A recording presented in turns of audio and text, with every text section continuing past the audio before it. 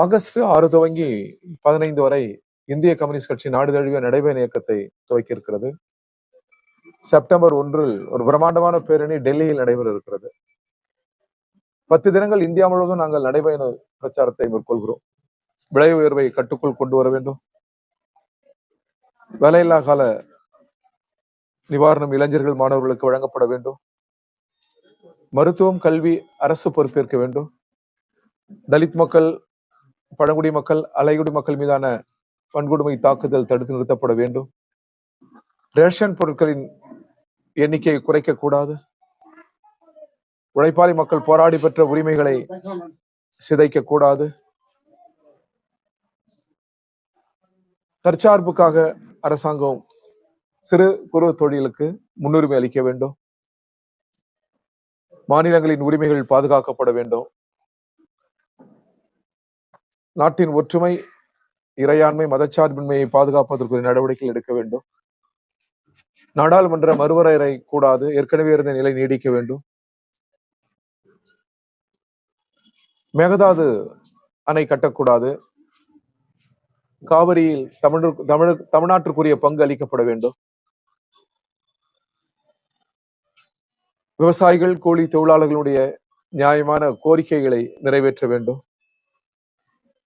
எளிய மக்கள், தெருவோரங்களில் வேலை செய்கிற எளிய மக்கள், வீதிகளில் தொழில் செய்கிற எளிய மக்கள், இவர்களுக்கு எந்த வகையிலும் அச்சுறுத்தல் கூடாது. அவர்கள் வாழ்வாதாரங்களை பாதுகாக்க வேண்டும். இப்படி பல்வேறு கோரிக்கைகளை முன்மொழிந்தபடி 10 தினங்கள் நாங்கள் பிரச்சார நடைபயணத்தை மேற்கொள்ள இருக்கிறோம். தமிழ்குரம் நல்லுலகம் இதற்கு பேராதரவு தர வேண்டும் என்று நாங்கள் கேட்டுக்கொள்கிறோம். நாமக்கல் மாவட்டத்தில் இந்த எலச்சிபாளையம் பெரிய மணலி ஊராட்சிக்கு உட்பட்ட 200க்கும் மேற்பட்ட குடும்பங்கள் வீட்டுமனை கெட்டு தொடர்ந்து போராடுகிறார்கள். பல்வேறு இயக்கங்களை நாங்கள் நடத்தியிருக்கிறோம். அந்த கோரிக்கைகள் நிறைவேற்ற வேண்டும் என்று நான் கேட்டுக்கொள்கிறேன்.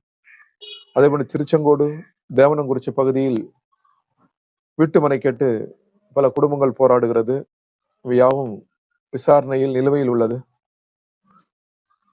உடனடியாக பட்டா வழங்க வேண்டும் என்று நாங்கள் கேட்டுக்கொள்கிறோம். வெண்ணந்தூர் பேரூராட்சி,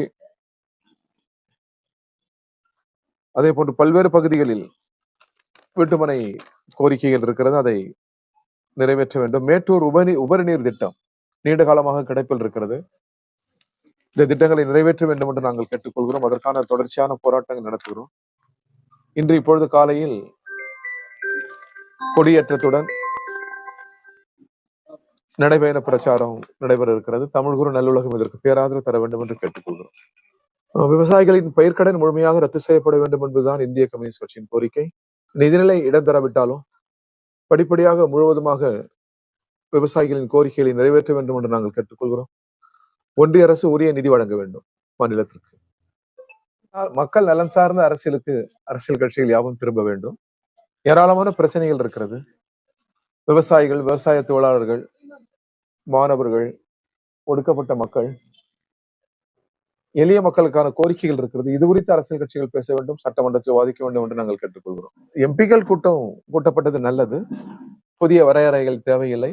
பழைய நாடாளுமன்ற தொகுதியிலே நீடிப்பதுதான் நல்லது என்பது இந்திய கம்யூனிஸ்ட் கட்சியின் நிலை. காவிரிக்கும் அனைத்து கட்சி கூட்டம் கூட்டப்பட வேண்டும். எதிர்கட்சிகளின் கோரிக்கைகளுக்கு செவிமடுக்க வேண்டும் மாநில அரசு. நிச்சயமாக பட்ஜெட் எதிர்பார்ப்புகளை பூர்த்தி செய்யவில்லை. இது முழு நிறை பட்ஜெட் அல்ல. என்னிடம் அரசு புதிய அரசு இப்பொழுதுதான் பொறுப்பேற்றிருக்கிறார்கள். எல்லாவற்றுக்கும் புதியவர்கள். கொஞ்சம் பொறுத்திருந்து பார்க்கலாம்.